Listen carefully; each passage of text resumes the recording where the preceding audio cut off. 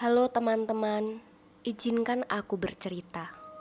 Saat itu, sekitar pukul 2 dini hari, seorang pria yang bernama Bagus Brahmana Putra berniat akan pulang dari rumah guru ngajinya di Sukodono, Sidoarjo. Sang kiai berpesan untuk berhati-hati dan waspada saat di dalam perjalanan pulang. Bagus hanya mengangguk saja. Dia tidak menyangka bahwa kalimat dari gurunya itu adalah sebuah peringatan. Dan benar saja, beberapa hari ke depan kehidupannya dipenuhi dengan kejadian-kejadian yang aneh. Hari Minggu tanggal 5 Agustus 2010, sekitar pukul 2 dini hari, Bagus melintas di Jalan Raya Kretek Sidoarjo.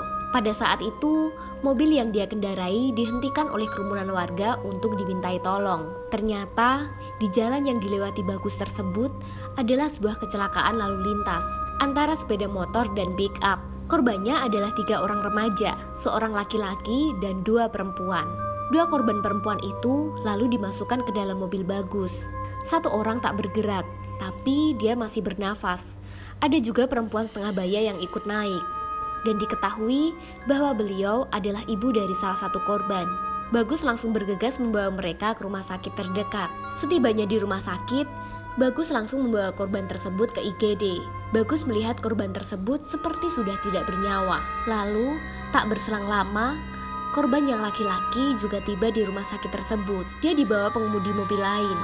Bagus sempat dituduh sebagai orang yang menabrak, tapi semua itu diluruskan orang tua korban yang ikut naik mobil Bagus tadi. Kemudian Bagus kembali melanjutkan perjalanan pulang.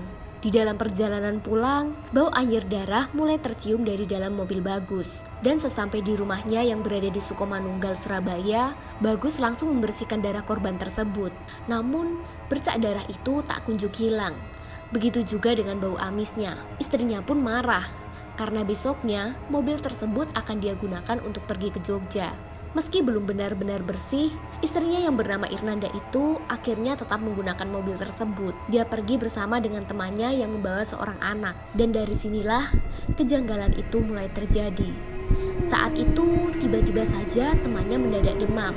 Dan seorang anaknya yang berusia 2,5 tahun juga tiba-tiba menyelutuk memanggil seseorang dengan sebutan Mbak Cantik.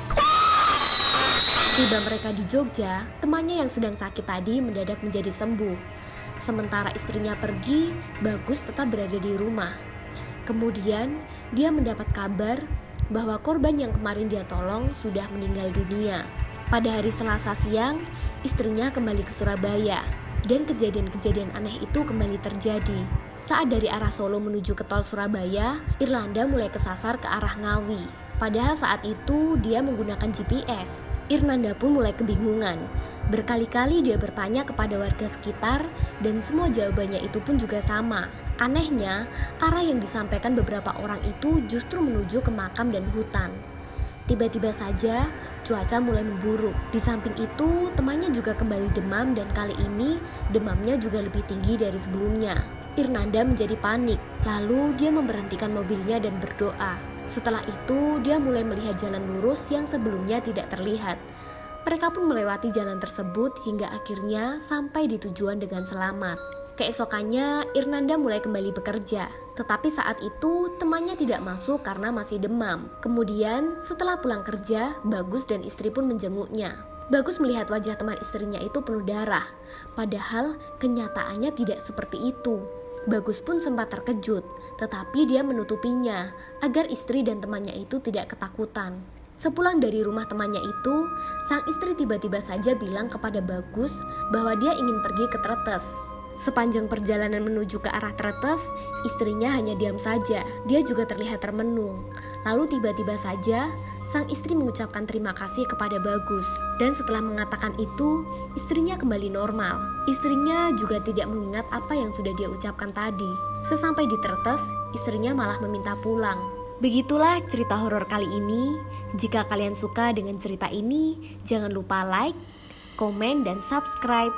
Buat kalian yang mempunyai cerita-cerita mistis atau horor lainnya, bisa kalian kirimkan ke email yang ada di deskripsi. Bye!